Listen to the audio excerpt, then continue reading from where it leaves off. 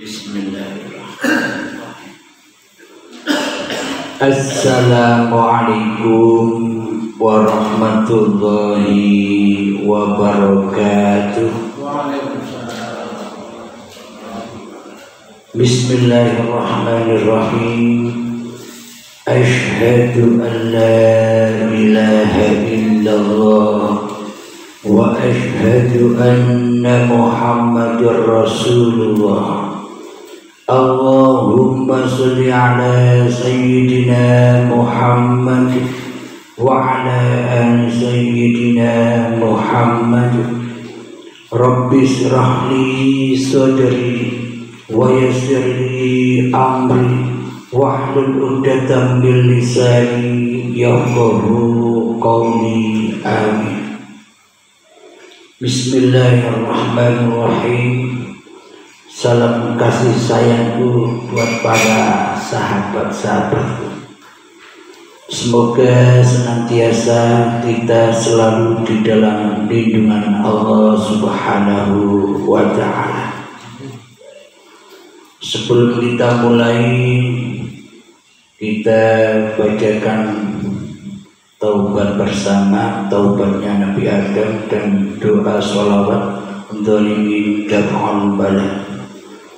Ila hadratin Nabi Mustafa Muhammadin sallallahu alaihi wasallam wa ala alihi wa azwajihi wa dhurriyyatihi wa ashabihi wa ila jami'al malaikatil muqarrabin sab'i samawati wal ardh, khususan Sayyidina Jibril wa Mikail wa Israfil wa Israil alaihi wassalatu wassalam, wa ila jami'al mu'minina wal mu'minat wal muslimina wal muslimat. Syai'un lillahi lahumul fatihah. A'udzu billahi minasyaitonir rajim. Bismillahirrahmanirrahim.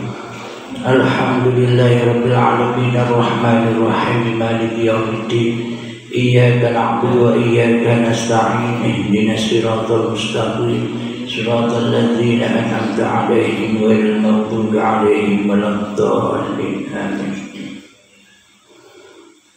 Rabbana zalamna anfusana wa illam taghfir lana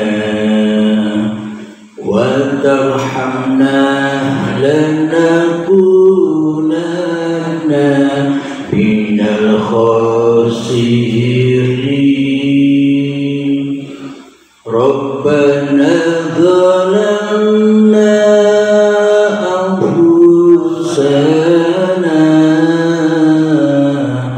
wa illam taghfir lana wa tarhamna lanakunanna minal khasirin. Rabbana zalamna anfusana wa illam taghfir lana wa tarhamna lanakunanna minal khasirin. Allahumma sholli ala sayyidina Muhammad wa ashghilil zalimin bizzalimin.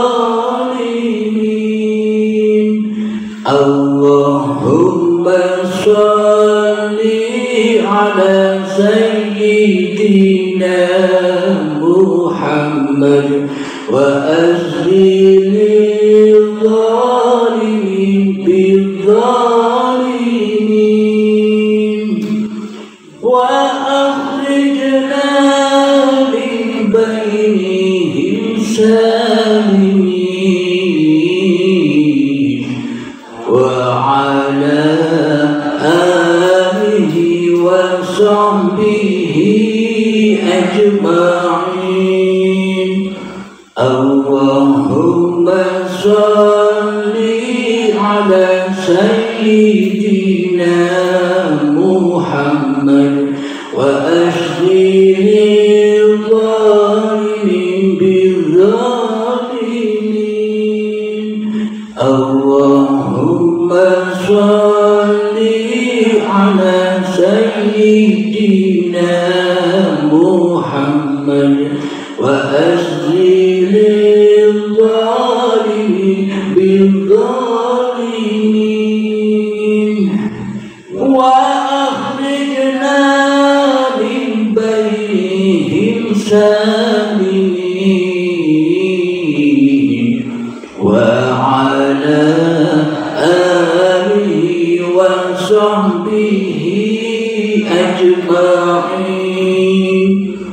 Allahumma sholli ala sayyidina Muhammad wa ashdil zalimin bizzalimin. Allahumma sholli ala sayyidina Muhammad wa ashdil zalimin bizzalimin wa akhrijna min bainihim salimin wa ala alihi wa sahbihi ajma'in. Alhamdulillahi rabbil alamin.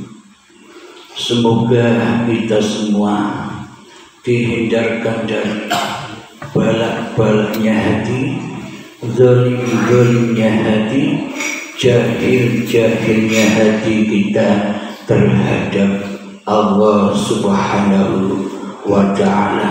Amin ya rabbal alamin. Alhamdulillahi rabbil alamin. Pada malam ini kita akan mengenal sifat-sifatnya Allah, yang mana yang wajib diketahui oleh manusia yang mengaku dirinya beragama Islam, wajib tahu. Karena bila tidak tahu kepada sifat-sifat Tuhannya, bagaimana mungkin kita bisa menyembah kepada Allah bila kita tidak tahu Allah? Maka percumalah persembahan-persembahan, ibadah-ibadah dan sholat-sholat kita selama ini tanpa mengenal Allah. Akan tetapi selama ini menghadapnya sholat-sholat kita, menghadapnya ibadah-ibadah kita selama ini bukan kepada Allah, tapi kepada hawa nafsunya sendiri yang lebih wujud daripada wujudnya Allah di hati kita. Alhamdulillahirabbil alamin. Mari kita baca bersama sifat-sifat wajibnya Allah yang 20. Wujud kita baqa mukhalafatul hawadithi diyamuhu binafsihi wahdaniyah kudrat iradah ilmu hayat sama' basar kalam qadiran muridan aliman hayyan sami'an basiran mutakallima. Inilah yang wajib kita ketahui sebelum kita mengetahui sifat-sifatnya Allah. Mana mungkin kita dikatakan Islam? Bagaimana mungkin kita mengatakan bahwa kita iman kepada Allah sementara kita tidak tahu siapa yang kita imani? Jadi selama ini kita hanyalah jauh panggang dari apinya, hanya fata morgana saja, hanya angan-angan saja.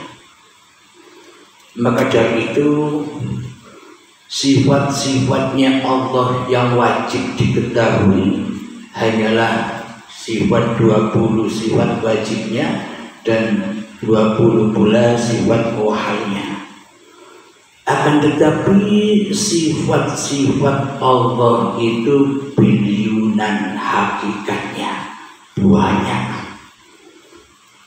sifat-sifat Allah itu sesuai banyaknya makhluknya, sesuai banyaknya alam semesta ini. Karena seluruhnya alam semesta ini dan makhluk-makhluk yang diciptakan Allah itu diliputi oleh Allah. Alhamdulillahirabbil alamin. Jadi semua sifat-sifat Allah yang banyak itu, yang biliunan itu, pancarnya, pulangnya, bersandarnya hanya kepada hidup, kepada uripe Allah. Coba kita hayati di dalam hati kita, apapun nama-nama yang kita pernah dengar selama ini, biliunan nama, biliunan sifat-sifatnya makhluk, bila tanpa hidup, bila kita tidak dihidupi oleh Allah, apakah kita bisa mengetahui nama-nama yang demikian banyaknya itu? Nah, jadi untuk membahas sifat-sifatnya Allah itu harus juga berpulang kepada pancarnya, yakni hayatullah. Karena tanpa pulang bersandar kepada pancarnya, semua yang diulas itu hanya sia-sia, hanya angan-angan saja. Seperti kita selama ini belajar di kampung-kampung, belajar tauhid, tapi hanya angan-angan saja, karena tidak tahu bersandarnya kemana semua sifat-sifatnya Allah itu. Lalu bagaimana kita bisa bersandar kepada hidup? Kata mayoritas banyak orang, sedang hidup itu sifatnya Allah. Carilah zatnya, kata mereka kepada saya. Zat, sifat, asma, af'al. Akan tetapi keempat zat, sifat, asma, af'al itu dulur papat limo pancar. Pancarnya ya ke uripe Allah. Bila tak ada uripe Allah, bila tak ada hayatullah, bila tak ada hidupnya Allah, bagaimana mungkin kita bisa menyebutkan keempat nama itu? Nah, jadi sifat wajibnya Allah seluruhnya berpancar, berpusat kepada hidup. Apa dalilnya? Kok bisa begitu? Dalilnya adalah Bismillahirrahmanirrahim. Allahu la ilaha illa huwal hayyul qayyum. Allah, dialah hidup yang terus-menerus menghidupi seluruh makhluknya. Inilah dasarnya, inilah buktinya, inilah sanadnya bahwa seluruh yang ada di alam semesta ini pusatnya hanya kepada uripe Allah. Hidup yang selama ini kita akui sebagai hidup manusia, itulah zat yang mencipta cikal bakal badan-badan kita ini.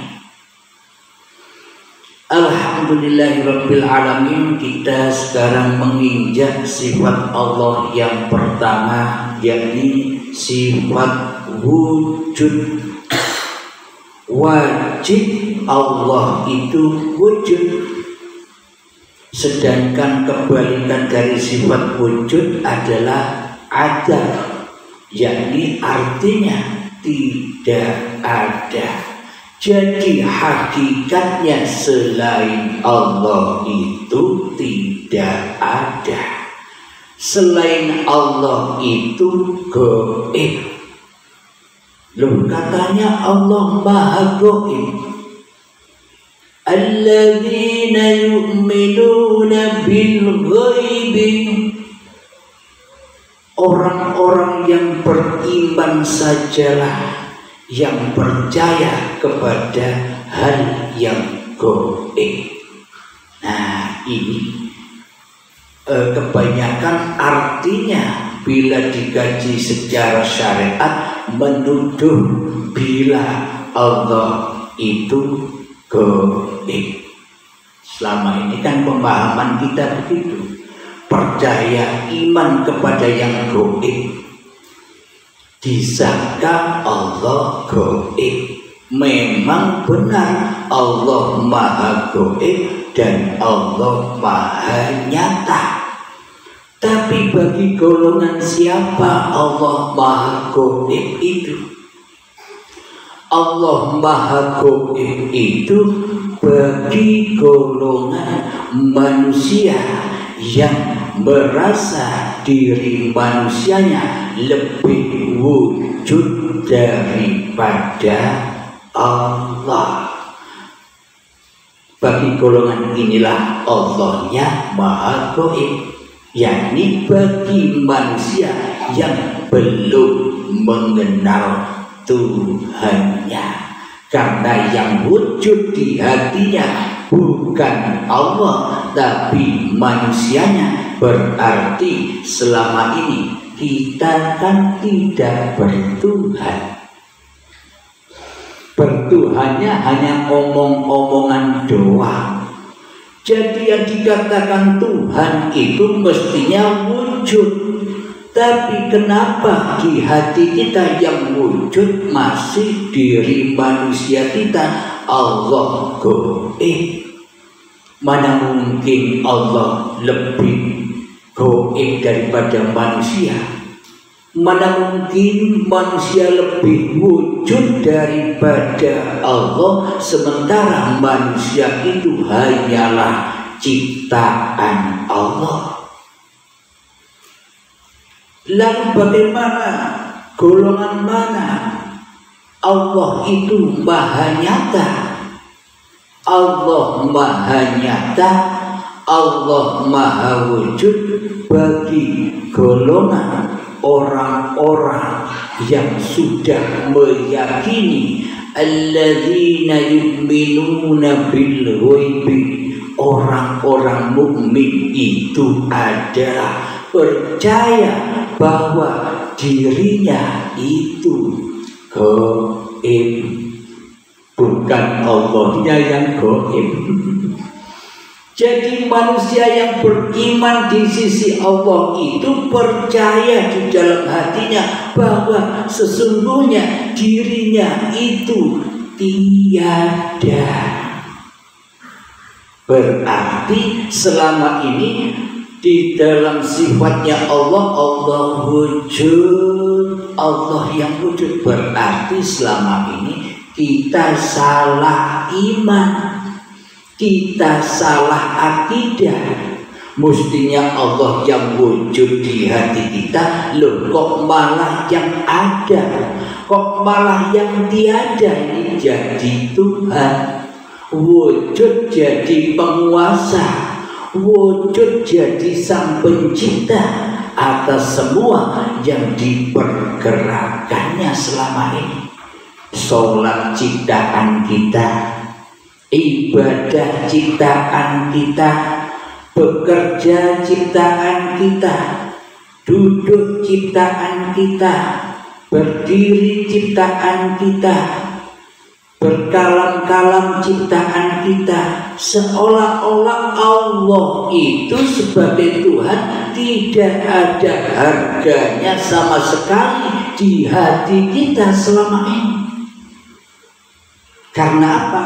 Karena kita selama ini ateis, tak bertuhan. Karena apa? Karena yang wujud, yang diabdi dan yang disembah di dalam hatinya, yang dizikiri di dalam hatinya, yang dihuduri di dalam hatinya, dan yang diingat di dalam hatinya bukan Allah, tapi diri manusianya. Berarti kita selama ini ateis tapi ngaku-ngaku Islam. Alhamdulillahirabbil alamin. Sejatinya manusia yang mengaku bahwa dirinya itu memeluk agama Islam pasti hatinya selamat dari mempersekutukan Allah di hatinya. Itulah orang yang Islam di sisi Allah, hatinya selalu selamat menuju kepada Allah. Nah, jadi Allah itu wujud ada. Apa bukti kenyataan Allah itu wujud? Kalau Allah tidak wujud, apakah Anda bisa tercipta? Bila Allah tidak wujud, apakah Anda bisa hidup? Mulai dari tanah, kita dihidupi oleh hidupnya Allah sejak dari tanah. Jadi bahasa kutiupkan rohku itu bukan hanya di saat kita menjadi gumpalan daging saja. Sejak dari tanah sudah ditiupkan. Kalau tidak ditiupkan rohku, apa ada proses dari tanah menjadi tumbuh-tumbuhan, menjadi hasil dari tumbuh-tumbuhan, buah-buahan, sayuran, padi yang dimakan oleh calon-calon kedua orang tua kita, sehingga menjadi sel sperma, sel telur. Ketika kedua orang tua kita bertemu, jadilah gumpalan darah, gumpalan daging. Semuanya kutiupkan rohku, kata Allah. Bila tak ada ruhullah, apa ada proses dari tanah sampai menjadi gumpalan daging. Jadi ketika diabadikan di dalam Al-Quran itu, kita diingatkan kembali oleh Allah bahwa maknanya kutiupkan ruhku itu makna hakikatnya kuhidupi cikal bakal badanmu itu dengan hidupku. Nah, inilah bila kita mengkaji tauhid atau hakikat makrifat tidak bersandar kepada uripe Allah, selamanya hanya cerita saja, tidak bisa teraplikasi di dalam hati kita. Karena selama ini kita tidak pernah rela dan ridho bila kita dikatakan tidak wujud. Allah saja yang tidak wujud, Allah saja yang gaib, aku wujud. Apa bedanya kita dengan setan? Apa bedanya kita dengan iblis? Karena iblis dan setan disuruh sujud kepada Adam, menolak. Maknanya bukan sujud seperti sujudnya orang sholat. Sujud tunduk patuh bahwa dirimu itu tak ada, tidak mau. Allah saja yang tidak ada, aku ada. Ibaratkan wayang sudah lari tunggang-langgang meninggalkan sang dalang. Seolah-olah wayang bisa hidup sendiri, bergelar sendiri tanpa sang dalang. Maka dari itu dalangnya digoibkan di hatinya. Wayangnya yang merasa jadi Tuhan. Berarti maknanya orang-orang yang tak beriman, yang tak bertuhan itu adalah ketika Tuhannya masih goib di hatinya, masih tiada di hatinya. Mestinya kedudukan Tuhan itu wujud, tidak goib. Nah, berarti siapa yang wujud di dalam hati kita selama ini? Itulah Tuhan yang kita sembah selama ini. Siapa? Kita menyembah, mengabdi kepada hawa nafsu kita sendiri selama ini. Berarti kan tidak bertuhan. Wong Tuhan yang tidak ada, yang ada dirinya sendiri. Lalu semua amal dan sholatnya, ibadahnya selama ini menuju siapa? Pasti menuju Tuhan yang wujud di hatinya. Sholatnya kembali kepada dirinya, ibadahnya diaku-akui sebagai ibadahnya. Pada intinya alamnya masih alam li nafsi, alam dirinya sendiri. Jadi tak akan pernah bisa bertemu dengan lillahi ta'ala selama Allah yang disembahnya, Allah yang menciptakannya masih goib di dalam hatinya. Berarti selama ini arah dan ibadah kita tersesat, tidak selamat di sisi Allah. Berarti kita belum inna dina indallahil Islam, belum memeluk agama Allah, tapi memeluk agama nama Islam. Padahal Islam itu hanya bahasa Arab, bukan agama. Nama bahasa Arab artinya apa? Selamat. Selamatnya apa? Selamatnya hatimu menuju Tuhan yang menciptakanmu. Nah, berarti bila kita dikatakan hamba yang bertuhan, mestinya hati kita selalu tunduk patuh, selalu pulang kepada Tuhan yang menciptakan diri kita, yang menghidupi diri kita, yang menguasai diri kita. Mestinya hati kita pulang ke situ. Bila dikatakan kita sudah bertuhan, berarti yang wujud hanya Allah, yang hidup hanya Allah, diri manusianya kembali ke asal usulnya, yakni hanya menjadi khalifah, hanya menjadi wakil-wakil yang dipergerakkan oleh Allah, tidak bergerak sendiri. Ini semua cocok dengan aplikasi iman dan akidahnya Kanjeng Nabi Muhammad sallallahu alaihi wasallam yang diabadikan di dalam Al-Quran. Muhammad, bukan kamu yang bisa melempar, tapi aku yang melempar. Muhammad, bukan kamu yang bisa memanah, tapi akulah yang memanah. Bila diluaskan maknanya, wahai bulan, bukan kamu yang duduk itu, Aku yang mendudukkanmu. Fulan, bukan kamu yang sholat itu, aku yang mensholat kamu.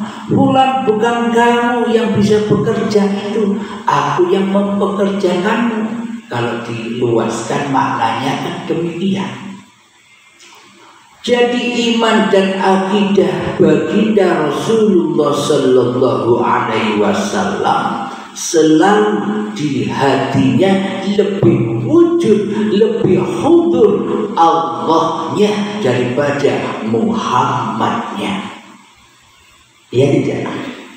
Nah, tapi selama ini iman dan akidah kita ngaku-ngaku sebagai umatnya Rasulullah, iman dan akidahnya tidak ikut Rasulullah. Iman dan akidahnya tidak selaras dengan apa yang dilakukan Rasulullah, tapi menyimpang jauh dari akidah dan agamanya Rasulullah itu sendiri. Buktinya apa?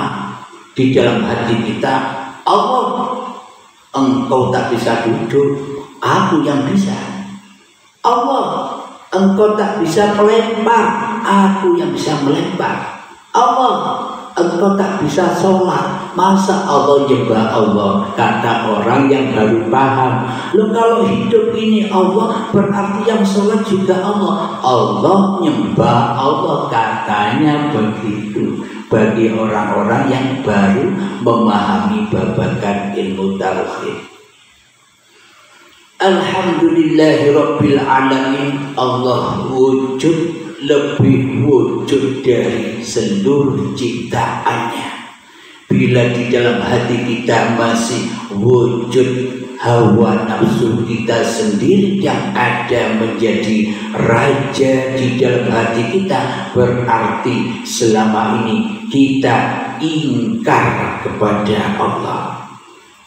Kita mensekutukan Allah.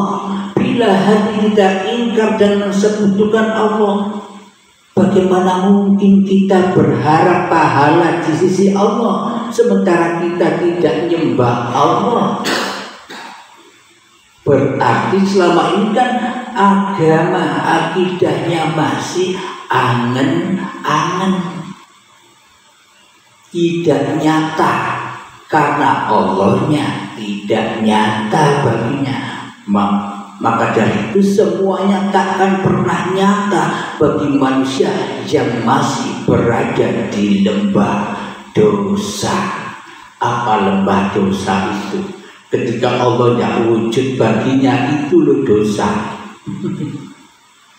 Meskipun sholatnya berdosa, ibadahnya berdosa, solawatannya berdosa, makan minumnya barang haram semua.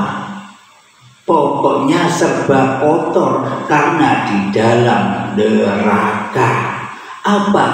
Kok bisa neraka itu sekarang? Bahan bakarnya sudah ada di dalam Al-Quran, bahwa bahan bakarnya neraka jahanam di sisi Allah, bukan di sisi manusia ya.